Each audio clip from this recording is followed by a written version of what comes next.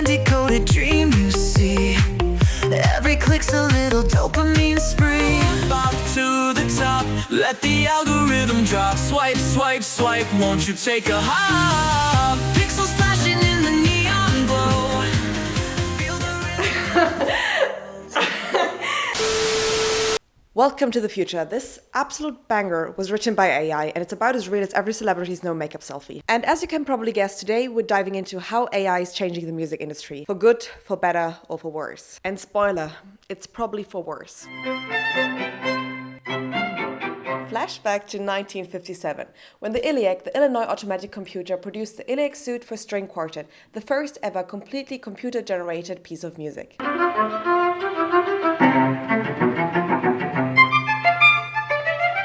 Completely computer generated. Also, just to say the number again, that was in 1957.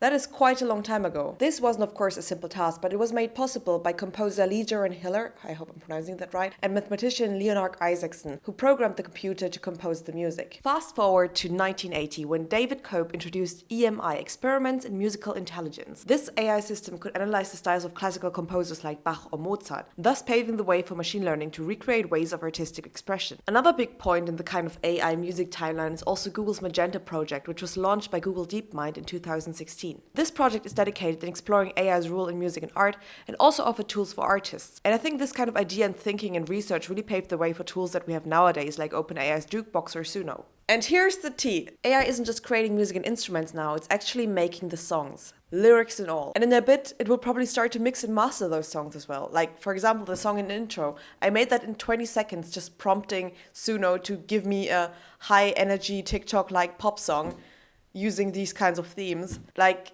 20 seconds. That's like, I don't know, I've been trying to make a song like the old school way for over a month now, and I haven't gotten nowhere where I like it yet. And this was 20 seconds of typing something and I got a song. So I can only begin to imagine how actual musicians and producers feel when they see these tools that are literally taking seconds for what they are studying their whole life for.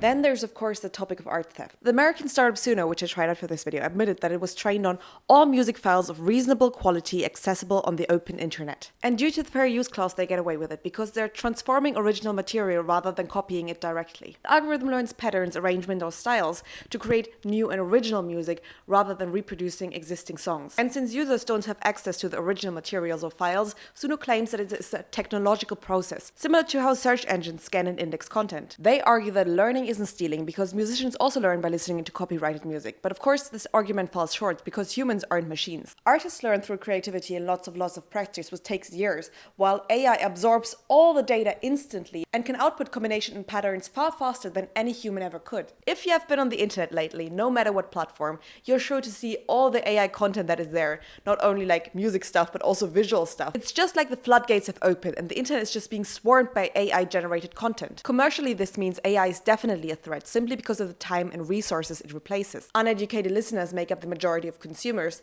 and they will come to think of AI-generated music as good enough for their purposes. I also looked into a few studies which generally showed that people with musical training were much better at identifying AI music from other music, whereas people with no musical training would also often come to prefer the AI music simply because it also sounded just as good or even better than man-made music. Similarly, also the studies showed though that if you gave training or recognition training to these people, they would then also identify the AI music from the normal one, which also showcases that education is also part of this whole discussion here. The material is fiction, the cables. We have now arrived at a very crucial moment in songmaking. The singing. There are many things you can cheat your way through, I feel like, but having no talent is something that makes for a pretty big stone in the road. Alas, I have Googled a tutorial on autotune, which I hope will save my song because my voice certainly won't. But I did write all of my own lyrics, and I think they're pretty good. So, yeah. Oh, this won't be good. You won't hear me singing badly. You will just hear the autotune version. One thing I feel like you can't forget is that everybody starts somewhere. And of course, as I'm not a musical person and I've never learned an instrument or have any amount of rhythm, apart from what I maybe had when I used to dance hip-hop, you have to look at tutorials. You have to look out online for help, or you go to class, but Alas, I'm here online looking up how to build a song with Ableton. And it might seem weird, or maybe it's also simple, because I think when you want to learn something new, the number one step is just to get out there and do it. I feel like with the world, we're at a point in time where you can actually do anything you set your mind to if you really look hard enough how to do it, because we do have the World Wide Web, and there's a lot of information on the World Wide Web, and it might not be able to teach you anything, but with enough tenacity and with enough drive, I feel like you can get at least one step into the right direction. And I'll get back to you when we get actual results. I wish I were one of those people who wrote songs quickly, but I'm not.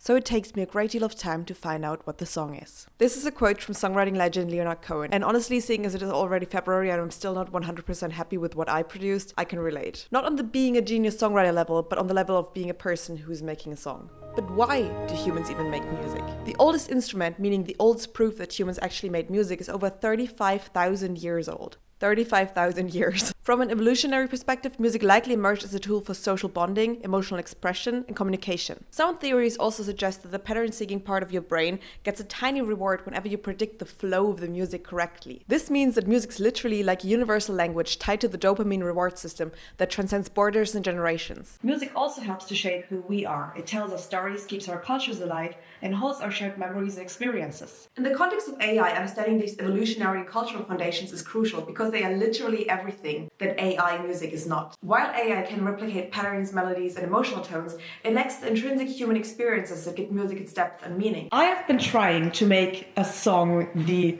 old school, not really old school way, because I can't play instrument. I literally never learned an instrument because back when I was young, my parents thought that learning an instrument would be a waste of time since they didn't see me as rhythmically gifted in any way.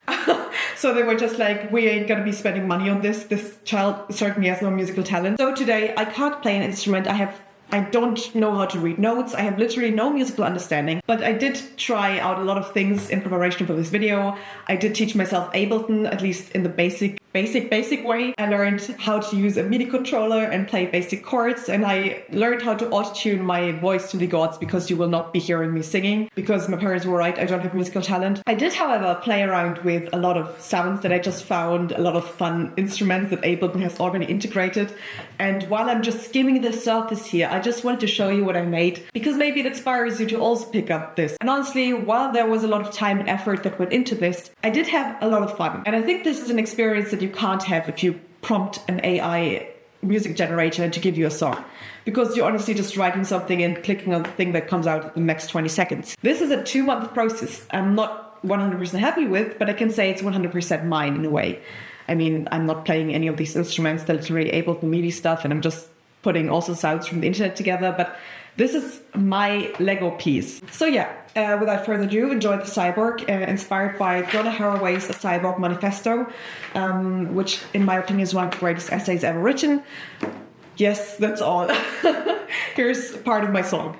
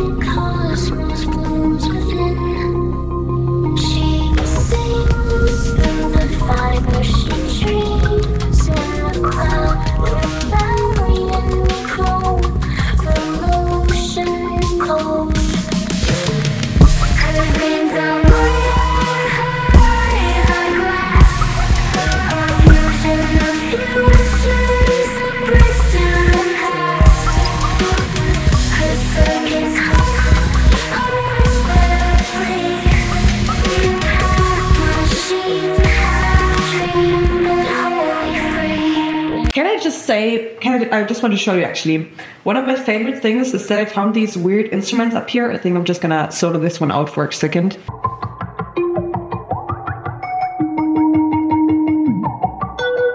That's so cool. It's just like, I don't know, like bubbles, but like glass bubbles. I don't know how to describe it. It's so fun.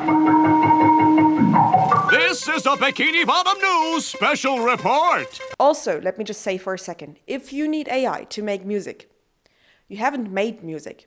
You have generated it. Suno and other tools don't really make music. They steal, repackage and pollute our ears and the environment. Using it doesn't make you a songwriter, just a button pusher for plagiarized noise. I also believe at the same time that the conversation can become a little bit more varied when you have artists who create their own machine learning algorithms that help them with their music. So if you input all of your stuff that you've made and you train your AI on it to help you repeat those patterns that you've already came up with. This self-creation of technological processes and algorithms can be really fun and can be really beneficial for a lot of musicians. But at this point, I want to collect all of my thoughts and answer the question, is AI ruining music? I am a realist, and in my eyes, AI music will become as good as human music in the next few years. And it can be so much fun to play around with these tools that our modern day age gives us. Like, I'm always reminded of that one professor of mine who is really, really into AI, and she always urges us to just try out these new things and stay on the forefront of these technological developments. This is also just a part of the modern day age we live in. But music is also so much more. It's history, culture, identity, technique, and context. AI won't be taking the stage anytime soon